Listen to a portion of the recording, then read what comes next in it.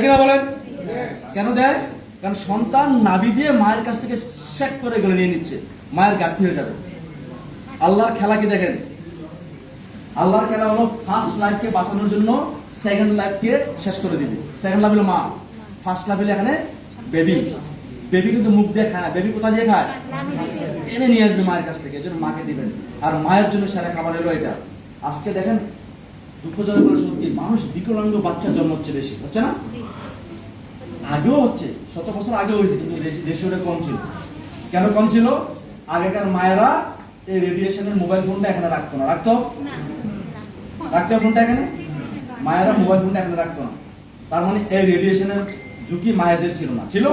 এখন মায়েদের আছে। এই রেডিয়েশন নিয়ে যে বাচ্চা জন্মাবে সেটা ভালো হবে? সেটা অসুস্থই হবে। তার মানে মায়ের জন্য আজকে প্রোটেকশন হলো কি? বুঝা গেল কথা? এটা কি কঠিন আলোচনা করছি? এর মধ্যে পলিস্যাকারাইড আছে, গ্যানোডিক অ্যাসিড আছে, টাইটারপেনেট আছে, অ্যাডোনিসিন আছে, ফাইবার আছে, প্রোটিন আছে। ওইটার মেকানিজম বলতে গেলে আপনাদের ভয় লাগবে, দরকার নেই। বলে এত কঠিন বলা দরকার নেই। ওইটা আলোচনা অন্য লেভেলে করা যাবে, কিন্তু সহজভাবে উপস্থাপন করেন। দ্বিতীয় খাবে কারা? এটা খাবে কারা? ছোট বাচ্চারা, বয়স্করা। এটা খাবে ছোট বাচ্চারা। দেখেন আজকে আমাদের আদরের বাচ্চাগুলোকে আমরা কি খাওয়াচ্ছি? চিপস, চানাচুর, বিস্কুট খাওয়াচ্ছি কিনা?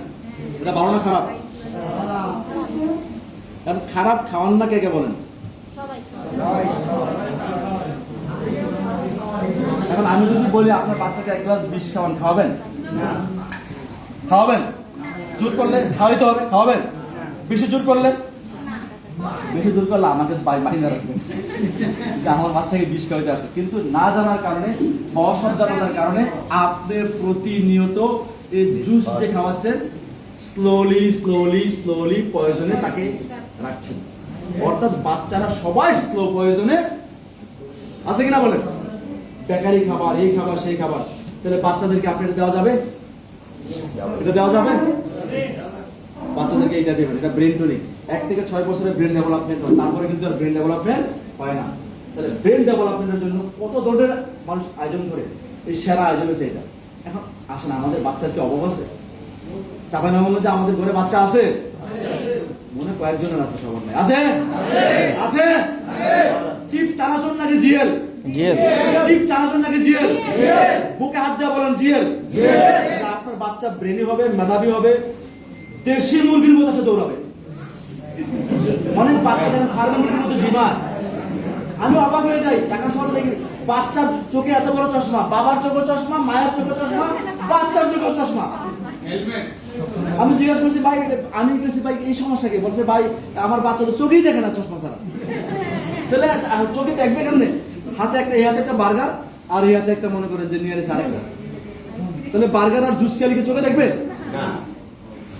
তার মানে দেশি মুরগি বাচ্চায় বানাতে চাইলে এটা খাওয়ান। দেশি মুরগি ধরে দেখেন, ধরতে পারবেন? লিটার ওই যে আমার বেটা জিএল খাইছে, দেখেন দৌড়াবে সল থেকে। আপনি বেটা জেল খায়, মাশাআল্লাহ। আমাদের দিনের ছেলে মেয়ে, ইয়াং পিপল, মেরিট কাপল। দেখেন আরেকটা জিনিস, মেরিট কাপল। আজকে আমরা দুঃখজনক হলে সত্যি, সবাই আমরা এখন আধুনিক যুগে বাস করি। দেখেন আজকে বিবাহিত ছেলে মেয়েরা অনেক ধরনের জটিলতায় ভোগে। আমি বিশ্বাস করেন, ডিএক্সএনের সিনিয়র হওয়ার কারণে প্রচুর কল আমার কাছে আসে। এমন কল আমাদের বোনেরা করে, ভাইয়েরা করে, মানে আমার নিজের কাছে খারাপ লাগে, মনে চোখ দিয়ে পানি এসে পড়ে। বিবাহিত জীবন তাদের এত কষ্টে যাচ্ছে। কারণ কি? লাইফস্টাইল ভালো। আমি তাকে আগে এসব কথা প্রোডাক্ট বলার আগে তাকে জিজ্ঞেস করি কি কাজ করেন, কি খান, কেমন ঘুমান, কেমন জীবন যাপন করেন, পুরোটাই দেখি ভেজাল। তাহলে বেজালের লোক কি ভালো থাকতে পারবে?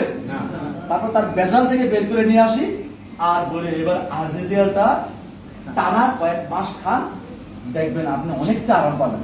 বিশ্বাস করেন, রাজশাহীতে একটা দম্পতি আসছে, এটা আমি ওনার ওয়াইসা সরকারি চাকরি করে আইসা পড়ছে, ভাই আমার তো অনেক বছর যাবত বাচ্চা হয় না, আমার হাজব্যান্ড ওয়াইফ দুজনই ডাক্তারের কাছে গেছে, কিছুই বলে না। ডাক্তার বলে যে সব ভালো আছে, হয় না কেন জানি না, কিন্তু সব ঠিক আছে। আমি বলছি ভাই হয় না কেন, অবশ্যই প্রবলেম আছে। প্রবলেম না থাকলে না হওয়ার কারণ নাই। ওই প্রবলেমটা হলো আনুপেক্ষিক প্রবলেম, একদম সূক্ষ্ম প্রবলেম, যেটা প্যাথোলজি টেস্টে ধরা পড়ে না। প্যাথোলজি টেস্টে ধরা না পারলো, গ্যানোনর্মাল টেস্টে ধরা আপনি এটা খান, এটা খান, এমনি খান। আপনি যেটা খাবেন ওটা আমি নিজেও খাই। খান, দেখবেন, বিশ্বাস করেন 6-7 মাস পরে সে বলছে ভাই আমার তো খবর হয়ে গেছে। স্টানের উপরে ঘুমাবো।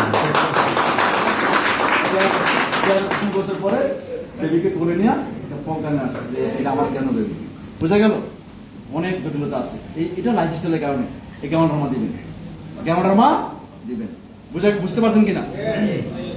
তা কোনো রোগীর কথা বলছি? কোনো রোগের কথা বলছি? বয়োজ্যেষ্ঠ আপনার বাবা মা আছে না? আমি আমার বাবা মাকে দেই, আমার শ্বশুর শাশুড়িকে দেই, তারা রেগুলার এটা খায়। এবার এটা খাইলে কি হয়? আমার বাবা কি সিংহ পুরুষ হয়ে যাবে? না। আমার বাবার বয়স প্রায় 74, সে হয়তো এইভাবে হাঁটবে, এটাই তো হওয়ার কথা। বয়সের জন্য নুয়ে গেছে। এইটা খাওয়ার পরে আমার বাবা হাঁটে, আমার বাবার হাঁটার স্টাইল দেখে। আমার বাবার সাথে আমি হাঁটতে পারি না। আমার বাবা আমাকে বলে আমি যা বয়স পাইছি তুই তা পাবি না। আঙুলটা দেখায়। আমি বলছি কেন, আমি বেশি পাবো? বলছে তোর দাদা যা পাইছে আমি পাইনি, আমি যা পাইছি তুই আমার বেশি পাবো। আর আমি বলছি আপনি যেটা খাইতেছেন যদি আল্লাহ হায়াত রাখে আপনি আমার দাদাকে টাচ করবেন। এখন আমার বাবা কি করে এটা খাওয়ার পরে? সে সকালবেলা তার বাথরুমটা পরিষ্কার হয়, সে দম নিয়ে হাঁটতে পারে। বুঝছেন কিনা? অনেকে হাঁটতে গেলে একটু টায়ার্ড ফিল করে না? বিশ্বাস করেন আমার বাসা হলো 4 তলা, আর একটা 5 তলা, আমার 2টা ফ্লোর। এই 2টা ফ্লোরে আমার লিফট নাই। আমার বাবা হাইটা কখন যে নামে কখন যে ওটা আমি নিজে দেখি না। আমি নামতে গেলে হিসাব করে নামি, আমার বাবা হিসাব করে না। ওই গেছে গা পান আনতে, গেছে গা ওটা আনতে, ওটাই আনতে গেছে গা। কেন গেছে জানেন? তার শরীরের মধ্যে কি খায়? জ্ঞান পাওয়ার। কারণ আমার বাবাকে আমি ভাত খাইছে কিনা জিগাই না, আমার মাকে আমি জিগাই আরজিজিএল খাওয়া হয়েছে কিনা। ভাতের কথা আমি কোনোদিন জিজ্ঞাসা করি না, ভাত খাইছেন? ভাত তো রুটিন খাবি, ঠিক না? কিন্তু আমি জানি ভাত না খেলে না খাইলে খাক, ওর ব্যাপার। আমি জিজ্ঞাসা করি। আমি আবার আমার মানে মাঝে মাঝে বলি ডিব্বা খালি খাইলে হয় না কেন, নিশ্চয়ই কম খাইতেছেন? আমার না না আমি খাইতেছি। তার মানে এটা জিজ্ঞাসা করি। ওরা বয়োজ্যেষ্ঠ, বয়োজ্যেষ্ঠদেরকে আরজিজিএল দিবেন। কোন রোগের কথা বলছি? এবার আসেন রুগী। এবার একটু কাজ আছে রুগীদের ক্ষেত্রে। রুগীদের ক্ষেত্রে সঠিক ইনফরমেশন দেওয়া লাগবে কিনা? ভুল ইনফরমেশন দিলে আপনি ক্ষতিগ্রস্ত হতে পারেন। রুগীরা কোথায়